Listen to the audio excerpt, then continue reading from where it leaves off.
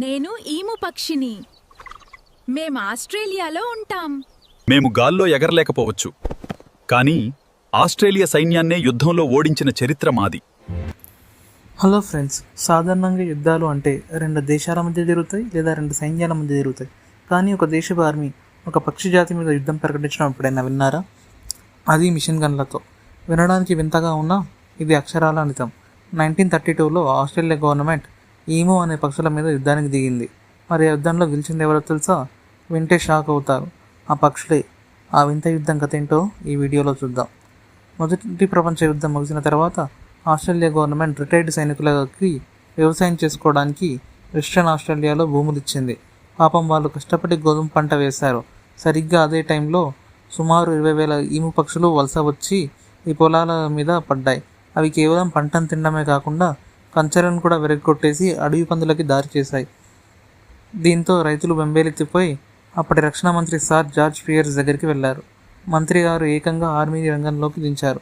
Major జీబీడబ్ల్యూ Meredith నాయకత్వంలో 2 సైనికులు, 2 Louis machine గన్లు మరియు 10,000 రౌండ్ల బుల్లెట్లతో యుద్ధానికి బయలుదేరారు. నవంబర్ 2, 1932న మొదటిసారి ఫైరింగ్ మొదలైంది. సైనికులు ఏమనుకున్నారంటే అవి పక్షులే కదా, 1 నిమిషంలో కాల్చి పారేయచ్చు అని. కానీ అక్కడే సీన్ రివర్స్ అయింది. ఈ ఈము పక్షులు మామూలువి కావు. అవి గంటకి 50 కిలోమీటర్ల వేగంతో పరిగెత్తగలవు. సైనికులు కాల్పులు మొదలుపెట్టగానే ఈ పక్షులు చిన్న చిన్న గుంపులుగా విడిపోయి రకరకాల దిక్కుల్లో పరిగెత్తడం మొదలుపెట్టాయి. ఒక సందర్భంలో 1000 పక్షులు ఒకే చోట ఉన్నప్పుడు సైనికులు అటాక్ చేశారు. కేవలం 10 నుంచి 12 పక్షులు మాత్రమే చనిపోయాయి. మిగిలినవి చాలా స్మార్ట్గా తప్పించుకున్నాయి. మేజర్ మెరిడిత్ ఆశ్చర్యపోయి ఇలా అన్నారు, ఈ పక్షులకు కనుక ట్యాంకులను నడపడం వస్తే ప్రపంచంలో ఏ సైన్యమైనా వీటిని ఆపడం కష్టం.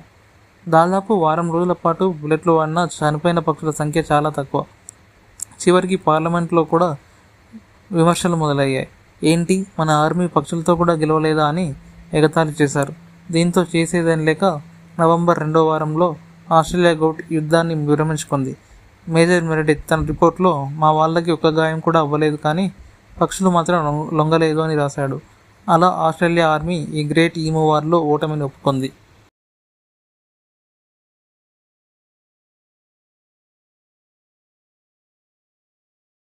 నేను ఈము పక్షిని.